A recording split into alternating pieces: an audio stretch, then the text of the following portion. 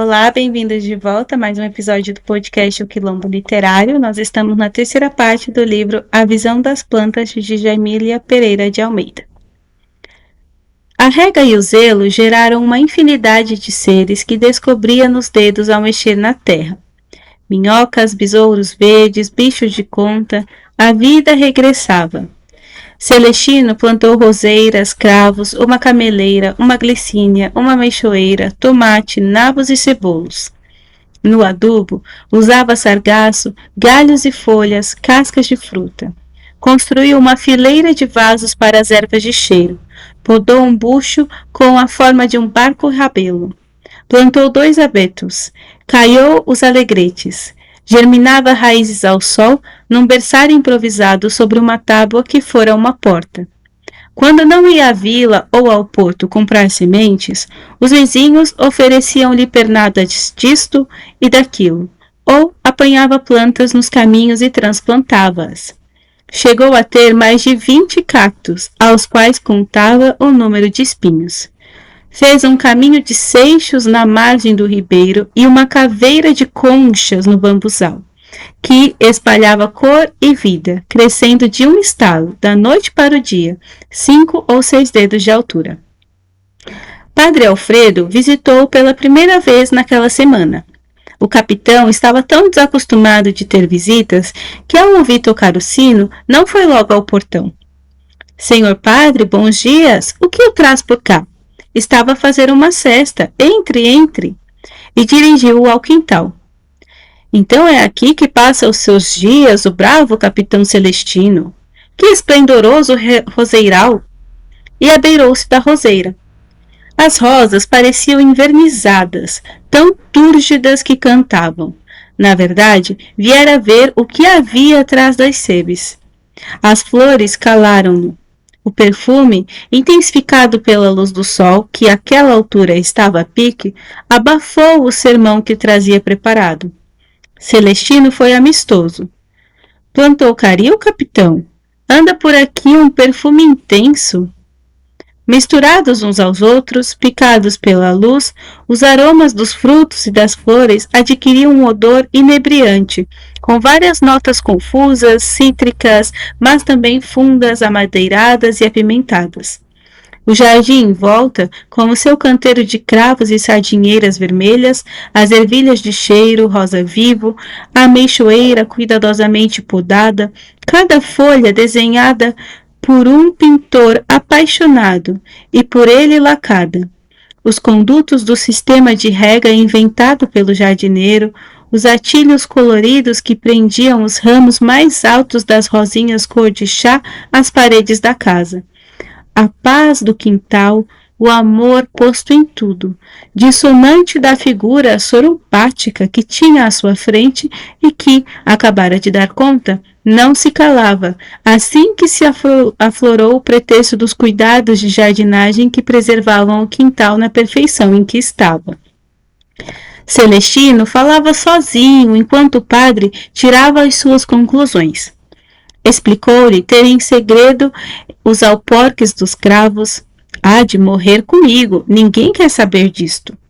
Gesticulava como a muito ansiasse ter com quem conversar e, ao mesmo tempo, como se o padre tivesse tocado o único tema que lhe importava. Falava dos cravos, dos vasos, dos cactos, do gladíolo, não o plantara, que fizera a surpresa de despontar junto ao alecrim, como se lhe falasse dos amores da sua vida. O capitão pareceu ao padre que não ia para o novo, tão velho, assim, à luz do início da tarde.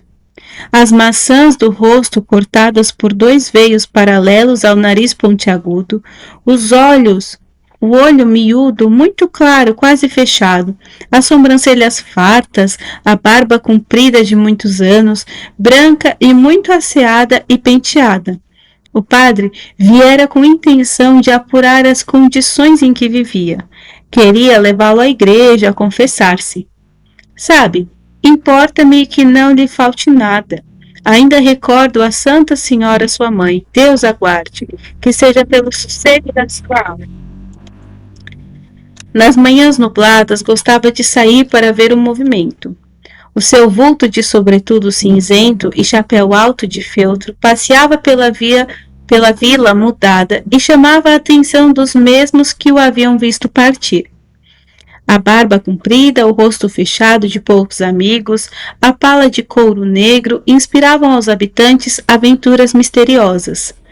O rumor dos vestidos, arrastando-se nas ruas, azedava-lhe o humor. Apenas aos meninos e às meninas, que o olhavam de baixo, entre as saias compridas e de vez em quando lhe punham a língua de fora, lançava sorrisos. Tinha pelas crianças a simpatia de um admirador de obras perfeitas. Sentia-as perenes e vivas, levadas pelas moças que, ainda novas, já usavam à cabeça o lenço do ressentimento, da dor e da crendice. Cortou a cabeça a um anão. Rachou uma mulher ao meio. Foi lá para o Congo que pegou fogo a um elefante. Não, foi em Salvador. E parece que era um bisonte. Guarda caveiras nas arcas da roupa e encanta serpentes à luz da lua. As mulheres benziam-se, punham as mãos à frente da boca para esconderem os dentes. Os homens soltavam gargalhadas e mandavam vir outra rodada. Os olhos das crianças brilhavam de curiosidade e de medo, imaginando o que haveria atrás da pala. No recreio do colégio, as crianças tapavam o olho e recriavam as aventuras do capitão misterioso. À noite, pediam às mães que lhes contassem como tinha sido a sua vida. Chegou quando? Por onde andou? Quantos matou? Quem o cegou? As mães contaram aos pais que Celestino tinha voltado à terra. Havia que afastá-lo dos pequenos. Cedo, a casa do capitão adquiriu contornos de morada assombrada. As sebes sobre o muro eram verdes e densas, mas os espaços entre as folhas, dos quais se vislumbrava a sua sombra a caminhar pelo jardim e se ouvia a enxada cavar a terra, soavam, a quem passava na rua, a trabalhos sinistros. Os vilões mudavam de passeio, desejosos de espreitarem através das folhas. Os meninos viam o figurão barbudo, pá às costas, tronco tatuado. Ao princípio, nem os cães se atreviam por aquelas bandas, e quando se atreveram, foram corridos à paulada pelo dono da casa. Pressentindo olhares atrás das sebes, Celestino espantava a vizinhança com urros e prometia-lhes a morte. Vou fazer uma pequena pausa aqui para comentar essa parte. Então, aqui está falando que ele vivia ali isolado no jardim dele, cuidando das flores, etc. E que o jardim estava ficando muito bonito. Certa vez, o padre foi lá visitá-lo pela primeira vez desde que ele tinha voltado para a cidade. E o padre foi com a intenção não só de ver o que acontecia ali dentro da casa, né, com certa curiosidade, enfim, mas também com a intenção de levá-lo a confessar-se e tal, aquela função do padre, né? Entretanto, quando ele chegou, ele logo comentou do jardim. E quando ele comentou do jardim, foi a deixa para o capitão começar a falar e falar e falar como ele cuidava dos cravos, como ele fazia isso, como ele fazia aquilo, etc. Então, a cena que mostra é como se o padre estivesse ali para observar as coisas, mas também para fazer um apelo religioso, mas o capitão tomou todo aquele espaço de conversa e só ele falava do jardim. Bem, depois dessa visita, começa então uma descrição de como era a vida desse capitão quando ele saía para fora da casa dele, né? Então, diz que ele gostava de sair para ver o movimento. Então, ou ele saía para ir comprar sementes e tal, né? E ia na vila, ou então ia até o Porto, né? Que é uma cidade de Portugal. Aliás, é um distrito e uma cidade. Mas vamos entender aqui que ele está falando da cidade.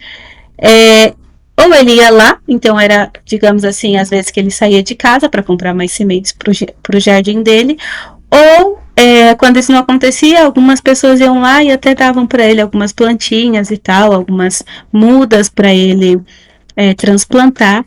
Ou então ele conseguia essas mudas, essas outras plantas, quando ele saía e aí pegava pelo caminho.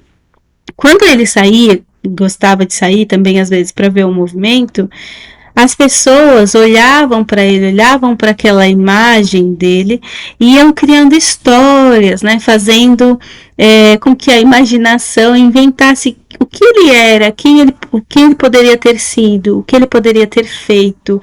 Enfim, então as crianças, as mulheres, os homens, os vilões que são os habitantes da vila, iam criando histórias sobre ele, porque ele parecia digamos assim, uma personagem saída de uma história mesmo, né? Ele era caricato na vila, usava um capuz longo, um chapelão, tinha um nariz comprido, etc. Ele tem todo um aspecto de pirata, né? Então isso suscitava a imaginação das pessoas. Iam criando histórias, ok? Então é isso. E ele também é dito que ele percebia isso, tá? Então fica bem claro que ele percebia que ele causava esse alvoroço assim nas pessoas e essa curiosidade. E o que ele fazia? Uns ele ignorava e outras, principalmente as crianças, ele gostava de vez em quando mostrar a língua para elas no meio do comércio, assim, brincar com as crianças. E o texto diz que ele gostava das crianças porque para ele as crianças guardavam um quê de vida, né? Tinham vivacidade e tinham aquela noção da perenidade, né? Ou seja, aquilo que vai durar pouco tempo, né? A vida é perene, passa logo, enfim. Tá passando, né? Tá, digamos assim, por um momento aquilo existe.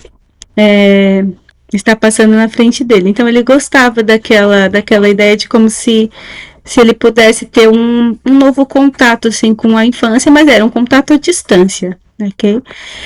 E, por fim, é dito também que ele fazia um pouco de brincadeira, assim, ou de, enfim, provocação, que quando ele percebia que as pessoas estavam tentando bisbilhotar a casa dele, bisbilhotar o que ele fazia ali dentro, por entre as vigas do cercado, né, ali das plantas em cima do muro, ele gritava, como se ele fosse um doido, né? Então ele urrava, não sei o que, eu vou matá-los, não sei o que e tal. Então ele assustava as pessoas. Então isso fazia com que as pessoas ficassem ainda com mais medo, inventando ainda mais histórias, ok? Beleza, eu vou continuar a leitura. Pensando numa solução para dissuadir os curiosos, construiu um espantalho com os reposteiros esgarçados da sala e colocou-os na horta. O espantalho abanava o manto ao vento. Avistando o caseiro vizinho, disse à mulher que vira um fantasma no campo. A mulher julgou que o marido mentia e foi ver por ela. Essa noite não dormiu, com medo de que a morte lhes entrasse na cama. Deixaram de lhe falar, e de manhã ela pôs-se a caminho da confissão. O capitão Celestino vendeu a alma ao diabo, contou aflita ao padre Alfredo. Até lhe ergueu um altar no quintal. À noite, pinta a cara de sangue e anda de capa a falar na língua dos pretos. O padre sossegou-a. Reze 5 Aves Marias e acenda uma vela. Mas o mal estava feito. Na lota, na feira, à entrada dos cafés, no passeio, o espantalho de veludo tornou-se padroeiro da intriga. Fala com os espíritos e matou mais de 1 milhar de pretos. De noite dança com o diabo. Espreitando entre as sebes, as 3 crianças encavaletaram-se para espreitarem a casa do demo. Do capitão, nem sinal. O quintal florido estava calmo. Se ali vivia o diabo, era bom jardineiro. Com as botas nas mãos dadas de Raul, Pedro galgou o muro com esforço. Consegues vê-lo? E como é? Perguntou Luzia, impaciente. Mas, em cima do muro, deixado por um diabrete adivinho, só viu um pires com 3 cubos de marmelada e 3 fatias de queijo curado. Bem, vou comentar aqui, antes de ler o próximo parágrafo, o seguinte. Como vocês podem ver, a vizinhança, a vila, sabia que ele tinha sido traficante de escravos, que ele tinha estado em África, que ele tinha, portanto, sequestrado e escravizado, transportado, né, escravizados de Portugal, né, que aqui já fez referência ao Porto, então a gente pode já ligar com Portugal. Atenção a isso, viu, pessoal? Nem sempre uma obra está ambientada no país de origem ou no país, enfim, de relação do autor ou da autora. Né? Então, às vezes a gente pega e fala, é uma autora luso-angolana, então a história se passa em Angola, a história se passa em Portugal. Não necessariamente. Nós temos que sempre ter em atenção o que o texto nos diz. Até o ponto em que o texto não mencionou Porto, e mesmo assim, Porto ainda é muito genérico, porque existem vários portos pelo mundo, né? Não estou falando de lugar, mas estou falando lugares que chamam Porto. Mas, quando fala o Porto e tal, a partida está se referindo ao Porto em Portugal. Bem, então, nós temos toda uma noção e uma ambientação dessa história relacionada às colonizações portuguesas e, enfim, ao tráfico negreiro, né, a escravidão negro-africana perpetuada por Portugal. E é dito que as pessoas da vila, os vilões, sabiam dessa história dele e, portanto, ficavam conjecturando coisas. Então, toda vez que aparece no texto essas frases em itálico, é como se fossem falas dessas pessoas, né? Então, a narradora, o narrador, muda o tom para falar o que eles estavam falando, ou o que eles falavam a respeito do capitão. Então, aqui, por exemplo, eu estou descrevendo. Na lota, na feira, a entrada dos cafés, no passeio, o espantalho de veludo tornou-se o padroeiro da intriga. Narradora falando. E aí começa aqui uma outra voz, que é a voz, que são várias vozes, aliás, né, da narradora ou do narrador falando o que as pessoas da vila falavam. Então eles falavam isso, fala com os espíritos, matou mais de 1 milhar de pretos e tal. Então tá falando o que eles achavam sobre ele, o que eles pensavam, conjecturavam sobre o capitão. E uma das coisas é que ele era um grande assassino, que ele teria matado mais de 1 milhar de pretos. Pretos é a forma como o texto se refere aos negros, aos pretos, enfim, às pessoas escravizadas, né, os africanos escravizados. Enfim, além disso, eu quero comentar esse último parágrafo que eu li, né? Então, 3 crianças foram espreitar pelas sebes, por aqueles vãos que eu comentei com vocês entre as plantas em cima do muro,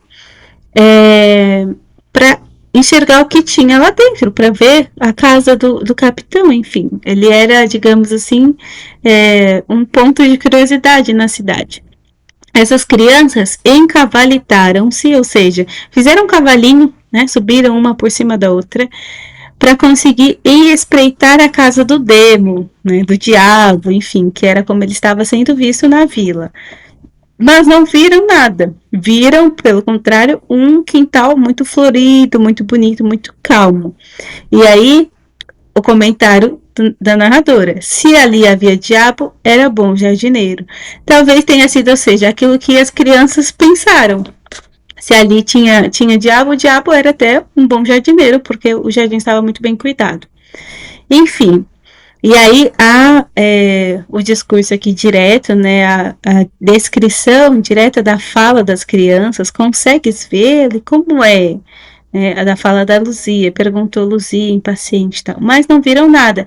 Entretanto, no muro havia sido deixado por um diabrete adivinho, aqui é uma brincadeira, uma ironia, né, da narradora, um diabrete adivinho, ou seja, o capitão, que seria esse diabrete, esse diabo, adivinhou que as crianças estavam curiosas, que as crianças a qualquer momento iam tentar subir ali no muro para ver o que acontecia dentro do quintal dele, dentro da casa dele, enfim, e deixou para essas crianças, para as que viessem tentar ver, um pires, né, um pratinho com alguns cubos de marmelada, de um doce de marmelo. Então, é muito interessante a gente perceber essa relação dele com as crianças. Ele gostava, ele brincava com as crianças, ele interagia, pelo menos, com as crianças. Com os adultos, não. Beleza, continuando a leitura. As marés pareciam ao capitão mais certas do que a vida em terra, menos permeáveis à passagem do tempo e à decrepitude que transformara as casas do burgo da sua infância, cujas frontarias lhe pareciam agora mais estreitas, enviesadas, abauladas, manchadas. Nem o nevoeiro lhe chegava auspicioso ao passear pelo cais, mas chão que deu uvas. Para fugir à náusea, entrou na igreja e sentou-se no banco a admirar o altar. Padre Alfredo conhecia os passos das suas botas e também se intimidava. Celestino não tinha joelhos para se ajoelhar, muito menos vontade de o fazer. Gostava de se sentar como se alguma coisa o acalmasse e prendesse. O cônego espreitou-o da sacristia, o olhar no vazio, as mãos duras dadas sobre os joelhos. Talvez se queira confessar. Diz que cortou a língua a 6 meninos, contou-me a minha tia Aurora. Parece que bebe sangue e vendeu a alma ao diabo. A mãe também não era boa. Bichanou o sacristão. Circunspecto como entrara, o capitão saiu. E todas as conversas se calavam quando, passeando por eles, levantava o chapéu às senhoras com uma insolência amistosa. Capitão Celestino regressou há muito? Perguntou-lhe o padre num dia em que o apanhou de novo na igreja. Vai para 1 ano. Se alguma coisa o agasta, saiba que os ouvidos desta casa são seus. Celestino manteve-se impávido, como se não o tivesse entendido. O retesar medroso dos seus lábios quase o enterneceu. Sorriu-lhe, revelando a dentadura cariada, confiou a barba e, antes que anoiteça, desapareceu. Ou seja, ele ouviu o padre falando, olha, se você quiser falar alguma coisa, se você quiser se confessar, ou seja, ele está insinuando que ele tem muito a se confessar. Mas ele está falando, se você quiser, essa casa está, né, ouvidos disponíveis para você, enfim, né, está aqui aberta para você. E o capitão, tipo, se fez de desentendido e tal. E depois disse antes que anoiteça, no sentido assim, olha, vou embora antes que anoiteça. Então, antes que anoiteça, e foi embora. Bem, a conversa não acordou o capitão que, após dissertar sobre o regadio, versava o estudo que andava a fazer às pétalas. Talvez não gostasse de pessoas, nem sentisse saudades. Aquele não era um lugar assombrado. O homem previdente que ali vivia só plantava as flores do seu sepulcro. Sozinho com ele, Padre Alfredo não se atreveu no passado do pirata. Tinha diante de si um jardineiro. As mãos que outrora haviam de ter cheirado a rum e a sangue, cheiravam agora a coalho e a terra cultivada. Celestino estava um pouco baralhado, trocava os nomes, falava das ameixas e pelo meio enxertava a ideia de arranjar ananases, começava nos alporques e metia pela colheita do nabo. O diabo não morava ali. E se morasse, a morte levaria a melhor, mais depressa do que Alfredo tinha imaginado. Mal se despediram, ainda que Celestino tenha levado o padre ao portão. A loucura é o mais santo dos remédios. Ao contrário do que se dizia na vila e lhe assegurava a língua de trapos do sacristão, a casa não fora ocupada por um facínora, mas por um homem atrapalhado com os preparativos do seu enterro. Bem, esse último parágrafo retorna para a conversa lá do começo do capítulo, quando o sacristão, o padre, foi visitar o capitão Celestino. Então, houve uma quebra da linearidade da narrativa, ali, mais ou menos, quando terminou aquela conversa deles sobre o jardim, começou uma descrição de como o capitão era visto na vila, como as mulheres o tratavam, as mulheres com os véus, pretos, né, que é o véu que significa o enlutamento e tal, que é descrito como o manto da religiosidade, etc. Então fala, né, mulheres tão novas, né, com seus filhos e tal, e já com os véus. Por quê? Porque ali é uma vila de pescadores, uma vila, enfim, de pessoas que de alguma forma se relacionam com o mar, e de pessoas que, portanto, têm o hábito, ou enfim, têm histórias de verem partir os seus parentes, os seus maridos, pais, etc., para o mar. Ele mesmo é um desses exemplos. Ele partiu para o mar, ele foi então ser traficante de escravizados, foi ser, enfim, pirata, capitão, enfim. Pirata não. Ele é visto como um pirata, mas até que não é dito que ele era um pirata. Porque os piratas, de fato, assim, se nós formos ao pé da letra, o pirata é um ladrão do mar, né? Enfim, uma pessoa, aliás, várias pessoas, né, que vão no mar para saquear outros navios, etc. Né? Digamos assim, entre muitas aspas, é uma profissão, entre muitas, muitas aspas. Né? Enfim, mas é uma função real, é que a gente fala de piratas como se fosse, às vezes, uma coisa genérica, enfim, um marinheiro é um pirata. Não, né? São coisas bem distintas. Ele era um capitão, era um marinheiro, sim, né? A partida, todo mundo que vive no mar, que trabalha com o mar, etc., é marinheiro, a partida.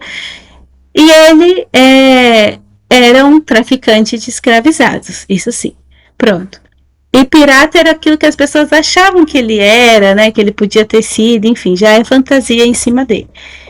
Mas pronto, há, portanto, uma certa, um certo deslocamento no texto em que começa toda uma descrição sobre quem ele era e como ele era visto pela comunidade onde ele estava inserido. E como eu estava dizendo, ele mesmo foi um exemplo desses que saiu para o mar, deixou, né, a mãe para trás, a casa e tal. E quando ele volta, a mãe já faleceu, a casa está abandonada, etc.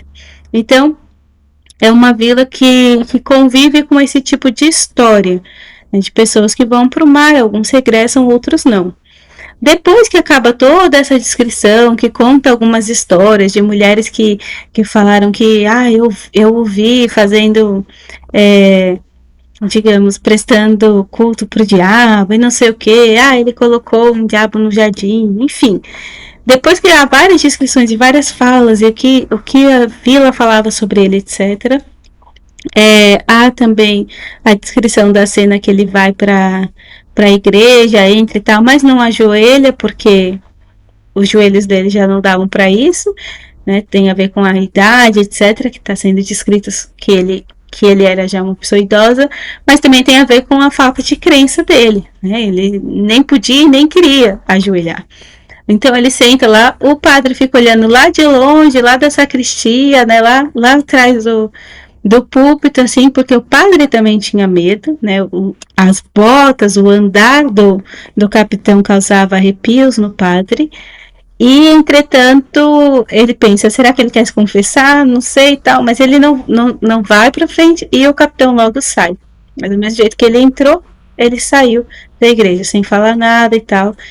Enfim, quando ele se cruza com o padre no final de toda essa descrição sobre como que era a vivência dele na vila, o padre diz, olha, vai lá para a igreja e tal, né? Vai lá se confessar quando você quiser e tal. E ele fala assim, finge que não entendeu, sorri e tal, e diz antes que anoiteça e vai embora. Né? Então, demonstra que ele recusou educadamente, assim, ou enfim, despistou do convite do padre. Então, que ele nunca tinha ido lá se confessar, tá bem? A gente pode chegar a essa conclusão. Então, que não aconteceu, que ele foi convidado, mas que ele não foi. Então, esse último parágrafo volta para a primeira cena do capítulo, que é o momento em que o padre, de fato, vai até a casa do capitão para visitá-lo e fazê-lo confessar, etc. Mas também para bisbilhotar, para ver o que acontecia lá dentro daquela casa. E Essa conversa acaba com o padre percebendo que, na verdade, ele estava doido, que ele estava maluco, que ele já estava, digamos assim, talvez com um pouco de demência, né? Um pouco fora de si, porque ele falava de forma atropelada sobre as coisas, não falava de maneira organizada, estava falando tava falando das ameixas e do nada começava a falar dos ananases, né, que são uma variedade de abacaxi. Enfim, então o padre sai de lá com a certeza de que ele não é o diabo, nem tem nada com o diabo, mas que ele é só um homem velho que está preparando o próprio túmulo, que está cuidando ali das flores, etc. Como quem diz, eu estou preparando aqui esse terreno que é onde eu vou ser enterrado. Então, é essa a conclusão que o sacristão chega. Né? E é dito do sacristão que ele também era um língua de trapos, né? Ao contrário do que se dizia na vila e ao contrário do que o próprio sacristão, língua de trapos, né? O próprio língua de trapos do sacristão, ou seja, que ele também era um fofoqueiro, um falador, etc. Bem, então, a conclusão que ele chega muda um pouco a perspectiva, pelo menos dele, de quem é esse capitão. Já já a gente vai para o próximo capítulo. Beijinhos e tchau, tchau!